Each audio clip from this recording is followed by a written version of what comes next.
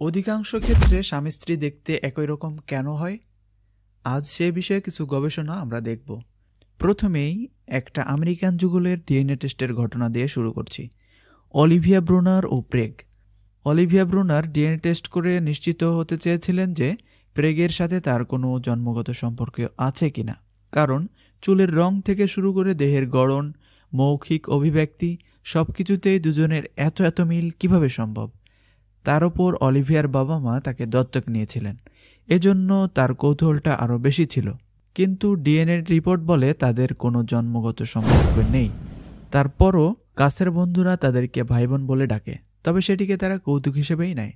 দুজনকে একই রকম দেখায় এরকম দম্পতি কিন্তু প্রেগ ও অলিভিয়াই নয়, বিশ্বব্যাপী এমন অসংখ্য দম্পতি রয়েছে।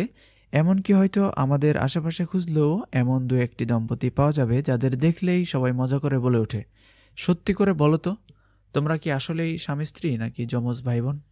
1987 সালে ইউনিভার্সিটি অফ মিশিগানের বিজ্ঞানীরা এই বিষয়ের উপর একটি গবেষণাও চালিয়েছিলেন।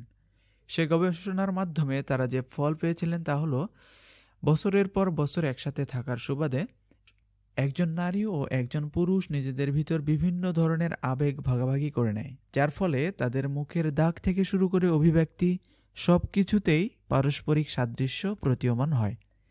এই গবেষণায় আমেরিকান বিভিন্ন দম্পতির বিয়ের দিনের ছবি এবং 25 বছর একসাথে কাটানোর পরের ছবি তুলনা করে দেখানো হয়েছে যে বিয়ের দিন স্বামী ও স্ত্রীর মুখে যদি কোনো মিল নাও থাকে, 25 বছর পর আশ্চর্যজনকভাবে তাদের মুখের বিভিন্ন মিল ধরা পড়ে।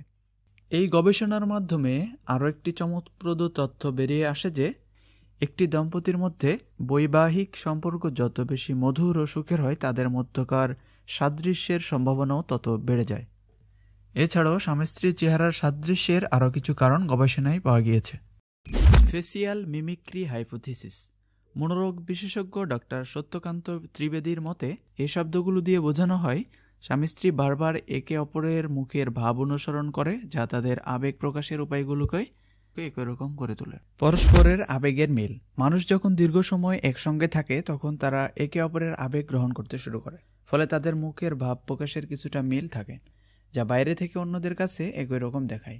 ঠিক যেমন একসঙ্গে বেড়ে ওঠা ভাই বোনেরা একই রকম অভিব্যক্তি প্রকাশ করে, বিষয়টি ঠিক তেমনই স্বামী স্ত্রীর নিজের মতো কাউকে বেছে নেওয়া। কিছু গবেষণা অনুযায়ী বেশিরভাগ মানুষ এমন জীবনসঙ্গী বেছে নেয় যা শারীরিক বৈশিষ্ট্য ইতিমধ্যেই তার সঙ্গে মিল রয়েছে।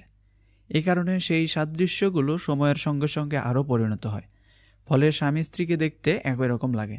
এ বিষয়ে আরেক গবেষক জানিয়েছেন, যখন কেউ কারোর সঙ্গে থাকে তখন সেই সঙ্গীর কিছু অভ্যাস অন্য সঙ্গী খুবই পছন্দ করতে শুরু করে, আর সেটা তার স্মৃতিতে স্থান পেয়ে যায়। অনেক সময় সেই অভ্যাসগুলো অনুকরণ করতে শুরু করে।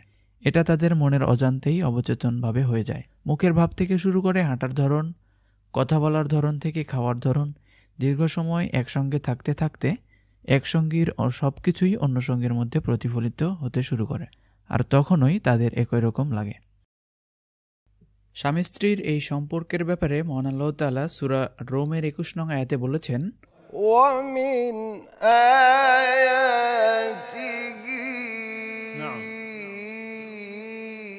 আন খালাকা লাকুম মিন আনফুসিকুম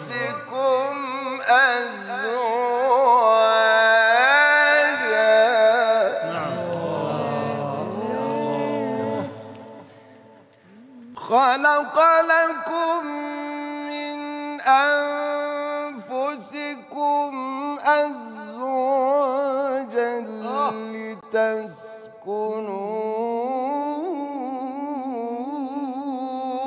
إليها وجعل بينكم مودة ما شاء الله.